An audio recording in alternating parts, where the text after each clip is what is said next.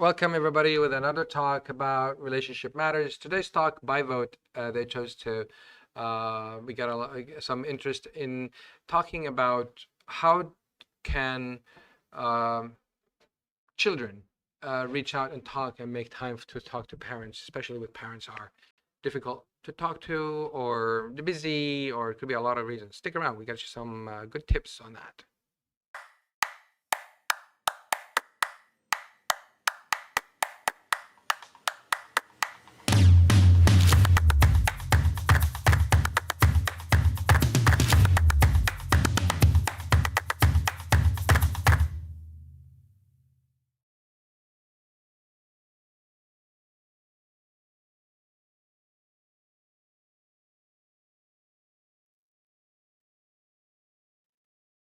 All right. Let's have a chat. Let's talk, discuss. What do you guys think? Is this a good topic? What's important about this topic? Is it a good topic to talk about? Why? Why? Why? Why?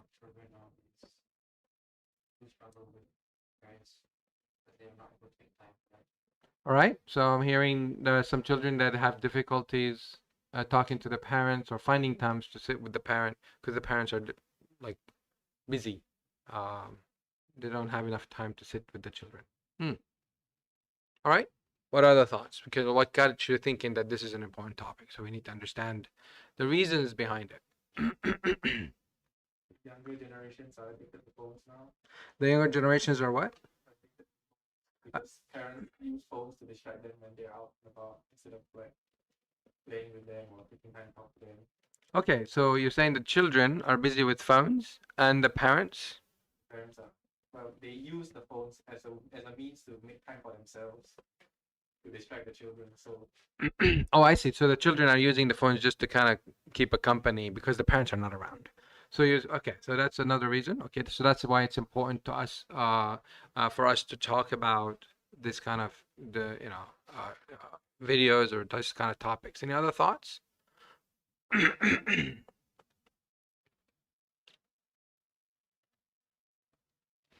It's in my mind. I would like to add, and it's like a very good skill to have to build the connection because it's not being a part of a family is just it's not a title, it's not a name, it's not a metaphor, it's not a nice to have. It needs to exist, and having that communication is really essential in order for us to have that connection.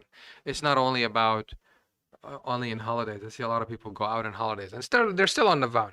And I understand that there are certain things that are urgent, but you cannot have an urgency every time you go out with your parents. The parents cannot have an urgency every time they go out with their children. That's what I meant to say. So, just like we did last time, it was about tips on how the parents can use to reach out to the children. And now we're saying the children have we share these kind of skills with them to help them with some skills on how to reach out to their parents.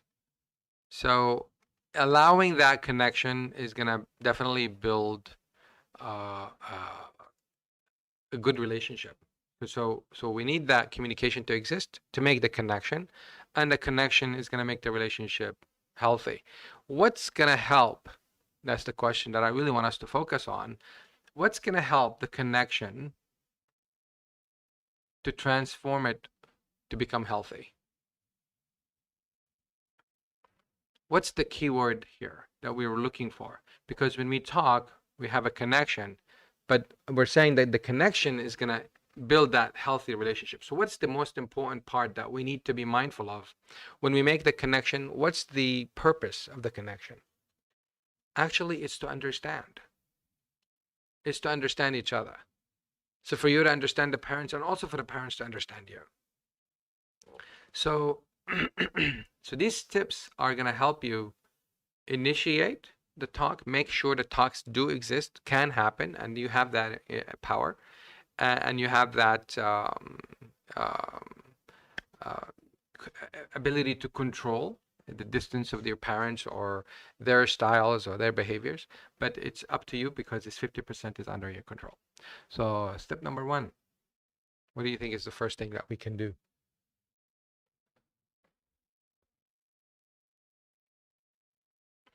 How about picking the right time? How about picking the right place? These are very important.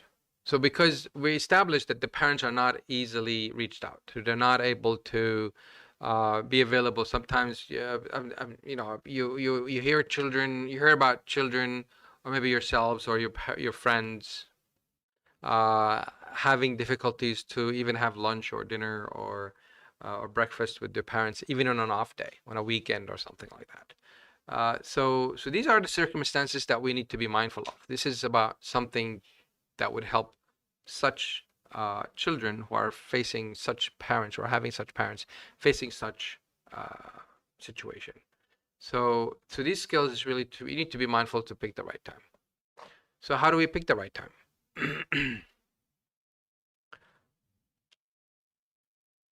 How can we pick a right time to talk to a parent who is not available? We just see when they're available, we just grab them and put them down. It's like, yeah, this is the right time. You sit down and talk to me right now. I need to talk to you. I mean, it's one way, but I don't know if it's going to work because the parent is busy thinking of something else. Okay, so that's another thing, you need to know their schedule, but that can be a burden for the child. It's like, well, I don't know their schedule. So I have my recommendation is like when you see the parent that you want to talk to, tell them, when is a good time for us to sit down and talk? Because if the parent is busy, they maybe have some kind of appointment system that they follow. They have meetings, maybe they have people. So can you put me down to sit down with me and talk to me at this time, and then I can empty my, I'm the child, right? So I'm talking to my parent. Can you please set a time that I want to talk to you for like a half an hour or an hour? When is a good time? And you just say, let's agree on that. So that's one way to start talking about that you want to talk to them. They might say, so what do you want? What do you want to talk about? Let's talk about now. It's like, but now is not a good time. I see you're busy. I want us to really have that time for us without any interruptions. I want to be fair to you. I want to make sure that we have enough time to discuss, because this is not just a question or something. I just want to have time to talk to you about things, not necessarily I need anything. So this is like assuming that you don't need anything. This is just a talk or a talk. All right. So when is a good time to have a few minutes? I would like to sit with you. Hopefully we can have a half an hour without any interruptions. You need to say that without any interruptions. It can be general, but it's better to be, it can be also specific. You can be clear and you can say about a specific topic. But personally, I feel like it's really important to have that discussion as an open discussion. It doesn't have to be specific. It can be open. It's like, I just want to chat. Maybe they tell you, oh, I'm so busy. You don't understand. It is really not a good time. It's like, yeah, when is a good time?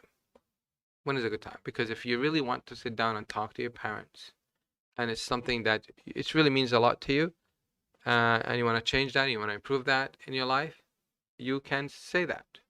It's like, I understand you're busy, and that's why I'm asking, when is a good time? When is the project going to be over? When is that long time, hard, the demanding time is going to be over? And you just needed to, basically what you're doing there, you're emphasizing how important it is that you want to sit down and talk to them. And they might say, like, what do you want to talk about? Let's talk about it now again and again. And you're just like, I just want to talk. I haven't sat it down and talked to you. So you need to kind of prepare yourself for that kind of a challenging parent, because you already established that these are parents who are busy.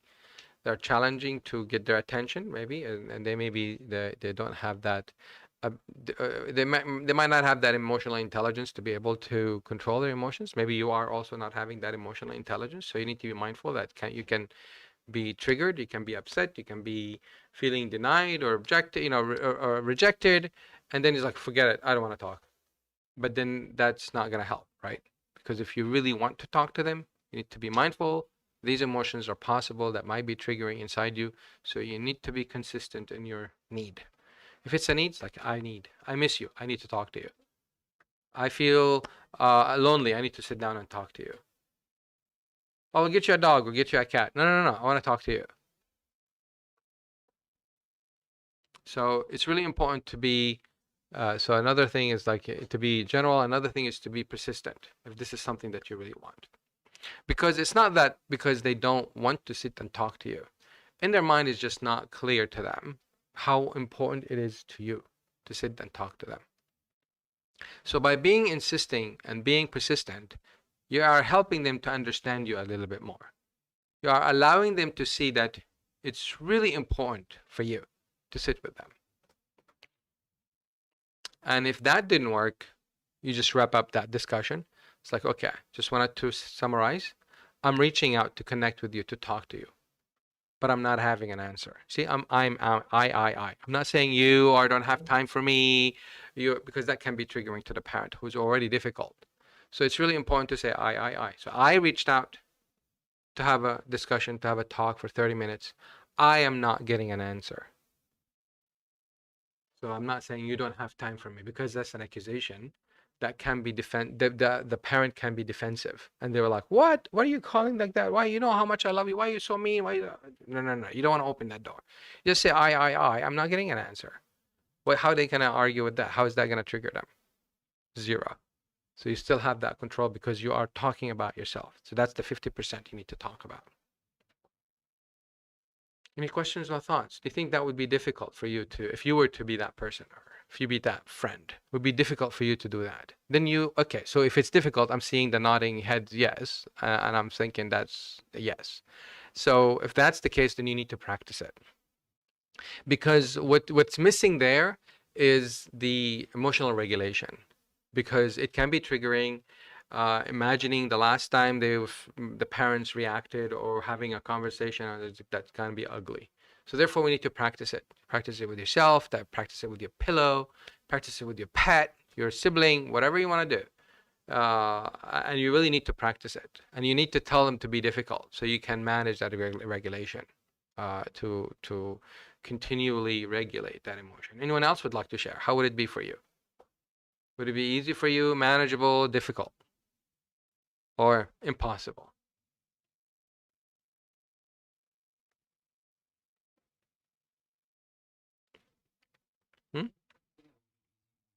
It'd be easy. All right. All right.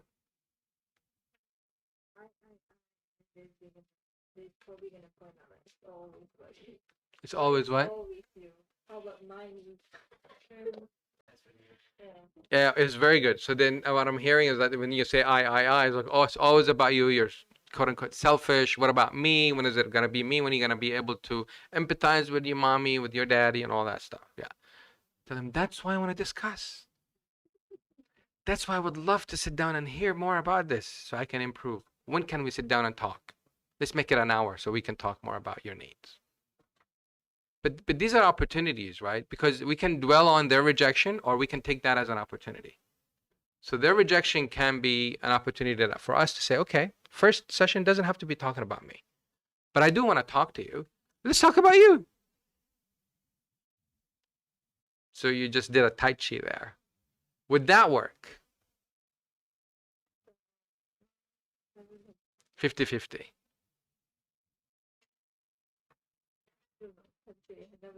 Is it worth a try?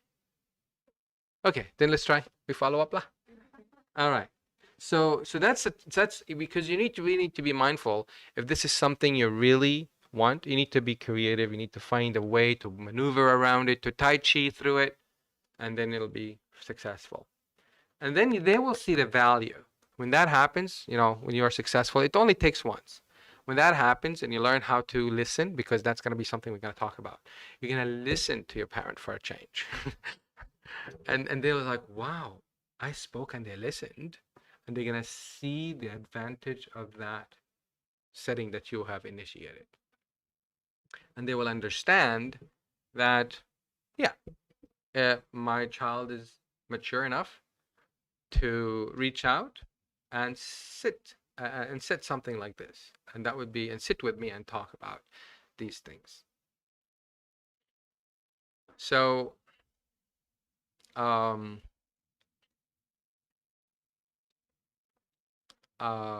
so like it's all about you. I think that's a really good tangent that we can take and turn it around as an opportunity as opposed to rejection or criticism, because it is a criticism, right? And it could be sarcasm, and this is really not good for the relationship.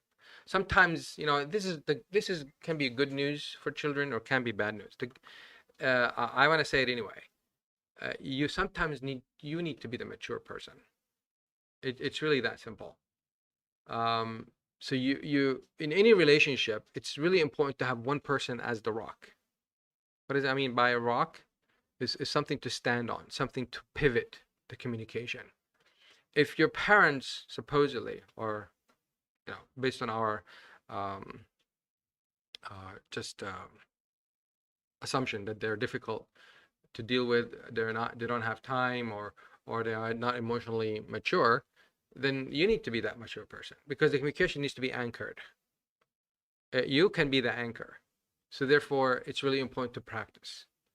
So when these things fail and you trigger and it makes you sad, feel rejected, understand that the anchor is not there. There's nothing wrong with you. Your parents don't hate you.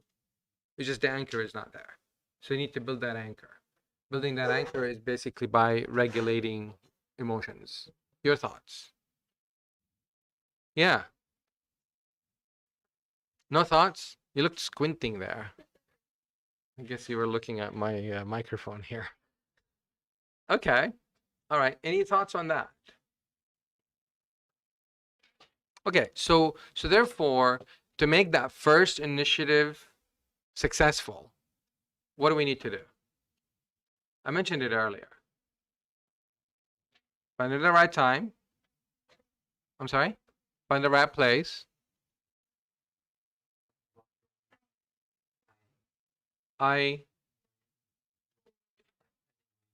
Yeah. That's when you get rejection, you can summarize that rejection. I am reaching out. I'm asking for time with you. I'm appreciating our time. I miss you. And I'm not getting an answer. Can I check with you tomorrow or later this week? You cannot let it go. You really want to be persistent. You need to show that interest. Now, okay, very good summary. Now, assuming that worked well and you're successful to sit with your parent, what do you want to talk about? How do you want to make that first initial, the first initial meeting to be successful? That's going to help you also to sell the idea of sitting alone in a coffee shop or something. But we'll talk about it now, and then you can reflect on how you can add it to the initial request. So how would you like to make the initial meeting with your parent successful? How?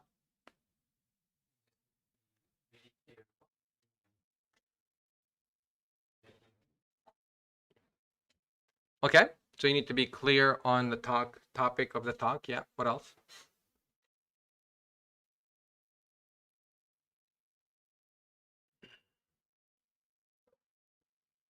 That's it?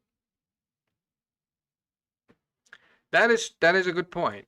You really need to be clear on a talk. To make it a successful initial meeting, you need to have the talk about your parent. That's the recipe. You need to have that talk about your parent, not about you. Why? Because the strategy is to continue with this regularly. You want to establish value to them and have them feel the importance of this meeting, because you already know how it feels to you not having these meetings. So therefore, it's important for you to allow them to go through that emotion of feeling being heard, feeling being appreciated, feeling of being all these good things. You are controlling the 50%, and not only that, you are actually influencing the other 50%. Capiche? Is that possible? What if you don't know your parent? Well, it's an opportunity. I feel like I don't know a lot of things about you. Can we sit down and like 30 minutes and talk? I would love to hear from you. And the parent's like, oh, really? Oh, sure. Let's do it like 4 o'clock. Maybe, right? Maybe. We don't know. But you need to allow them to have that talk. You need to allow them to talk about themselves, because maybe that's the common perception that they have, that their whole life is focused on you, and this is typical for Asian parents, right? They're focused on you. I'm being general here. I don't mean to be judgmental, but I'm just. I hope I'm not coming across as stereotypical, but it can be common, if I were to use that word instead, that the parent's life is really focused on the children. And when the child's like, let's have a talk, we need to sit down and talk, and the parent's like, I am dedicating my whole life for you, and you still want, and that's not enough, and you still want more time? When is it ever gonna stop? It's like, no. I want to talk about you. I want to talk about your work. I want to talk about your, I feel like it's an opportunity for me to know you more and to appreciate you more. That's a selling point. You really need to show them the value to them. And that's actually true for anything in our lives. If the other person doesn't see the value, they will not give you the time. When was the last time you walked by and somebody has a little brochure and you see like RM and there's some number behind it? It's like, oh, no, thank you, I'm not interested. Like, no, this is we pay you. I was like, really? Okay, let me stop. You would stop for that. Like, you're gonna give me a free gift. It's like, yeah, sure, what's up? What do you want? You want my shirt? Sure, no problem. So that's a metaphor. I'm not saying that you should do that. It's just a metaphor. So it's always important for the other person, especially when it's something new, something that you're really like presenting a wild, crazy idea. It's important to highlight the value, but not only highlight it, but it's actually have them feel it, have them experience it. So it's really important to do that. So yeah, so emphasizing that the importance of them to talk about themselves and allow them to talk about themselves, because this is an opportunity for you to understand it. Now, I'm giving you all these tips, and the assumption here is going to be used for the good, for the positive. It's not going to be used to manipulate your parents, right? Because it can be used that way if it was twisted around. But I'm assuming, and rightfully so, that these are going to be used for the good purpose, for the good results. So if you don't want to have that, value to be only emphasized on them, you can highlight in the discussion interest in them. If you're not interested in them, you need to have that. I've never seen any child that was not interested to hear about their parents, what they do, and to hear more about their experience. I really haven't, but it can be. It's possible. But generally speaking, children in general, they like to know more about the parent. What they do in life. Actually, there's some, in the US, they have like some companies. I'm not sure that here they have it. They have a Daughter's Day or a Child Day. You can bring your child to work. I wish that we bring it here. And if you have children, we can have that. No, that's all right. You have children? Pet? No. They actually have companies that allow pets, but pets can be allergic to some people, so they don't. It's not as famous. It's what? It's what? I don't know anybody. Maybe they're allergic to diapers, but I don't know about kids. Okay, so the thing is also another thing to make the initial meeting successful is you need to make sure that you have the listening skills. You need to listen, and not just listen like and just staring. That's not listening. How do we do active listening? That's not active listening. That's a neck massage or a neck workout. Right, reiterate. We summarize like, wow, and you can just kind of like connect and show that interest more and more. It's like, wow, is that what happened last week? That's why you didn't show up. That's why. Oh, wow. Oh, I understand. So you need to be that active listener. So again, you need to be the mature person. Maybe they have that skill, but they don't know how important it is to you. But that's really important to practice and show it to them that they have a child that is capable of having a good conversation with. So disclaimer here, I must say a disclaimer. This might allow your parents to take you as their best friend, and you probably need to have another talk. How do you get rid of your parents needing to have these meetings regularly? So just a disclaimer there, because it can work really beautifully. But again, you are in control of that 50%, and you can also manage the parents' expectations as well. If they want to have this and they love it, they want to have it every day, and you cannot, you can always communicate back.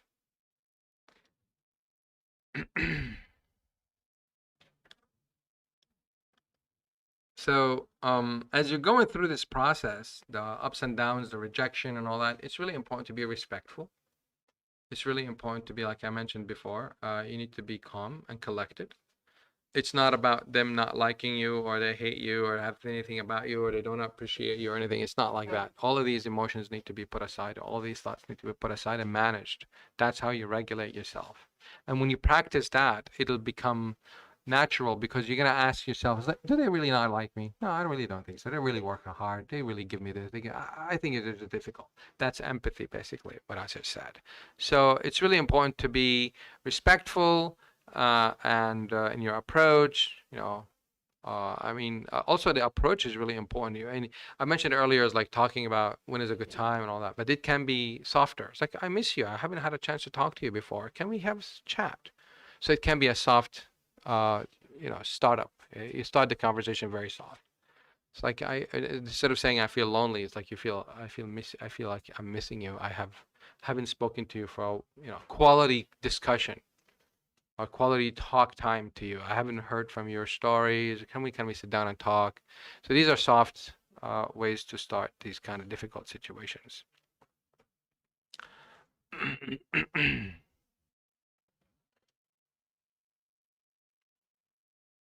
So now, if for controlling parents, it's good to, as you're developing this behavior, or maybe at the beginning, it's good to set boundaries. At the beginning, if they're so controlling, you need to be mindful of what they are willing to give up control of, or what they're not willing to give up control of. So you cannot ask them to do or give up something that they're not capable, or that they're not able to let go of that. So you need to be reasonable, especially at the beginning, because you're really bringing a new change in their lives. So therefore, being respectful of their time, being mindful of their needs, and setting the boundaries, is going to help you coexist without being triggered. Now, what are some boundaries that you would like to have? Like, for example, if the regular boundaries are not staying late after 10, for example, what? Is 10 too late? Everybody's closed at 10. Like, if that's like the rule, right? You can set a new boundaries. Like, would it be okay to talk about, to have a new boundary, like if we're out tomorrow or whatever, can we stay a little later? Maybe we can see a movie afterwards or something. Just possible. You can talk about that. Boundaries can be something that um,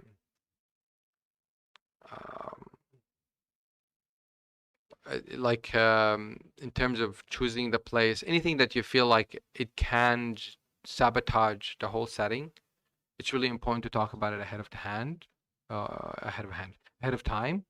and see if you can have an agreement with your parent.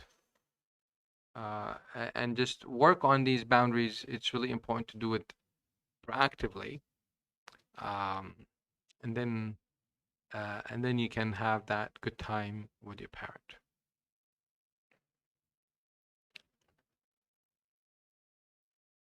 Any thoughts or questions on that?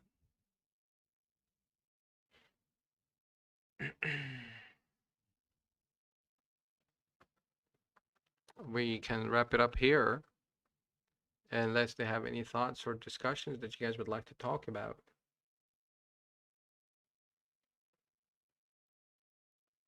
So this is good. It's practical. 50-50. I'm hearing yes for your side. Undecided. I'm sorry, what's a try? So you think this is sufficient to try? I'm sorry? Baby steps. Yeah, sure, sure. Back there, I'm seeing a nod. Is that a yes? Okay, so we have 2 votes for that. So baby steps towards this, what I'm hearing. Yeah, that's really good. What do you suggest for baby steps?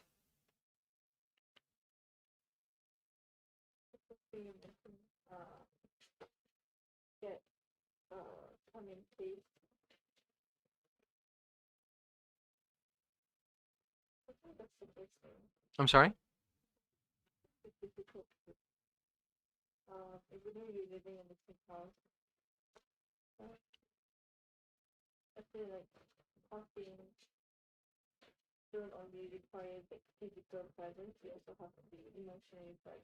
Right, right. So you're not only physically present, but you need to be emotionally present. Yeah, and that can be a bit of too much to manage sometimes. Yeah. So what do you suggest? I have some kind of suggestions, but I want to hear from you first. Okay, that's fair. That's fair. What if your parent, like, they're not easy to get a hold of?